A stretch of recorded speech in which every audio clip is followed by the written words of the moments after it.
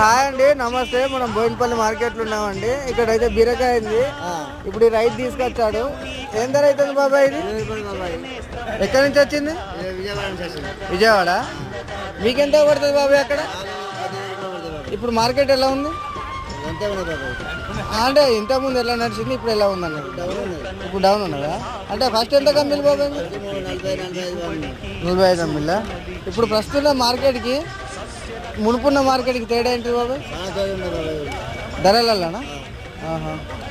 ఇప్పుడు రైతులు లాసే అంటారు. చూడండి బీరకాయలు ఎంత బాగున్నాయో. మస్తు నంబర్ బాబాయ్. ఇప్పుడు నోట్ వేసుకుంటే కరిగిపోవాలి బాబాయ్. నోట్ వేసుకుంటే కరిగిపోతాయి.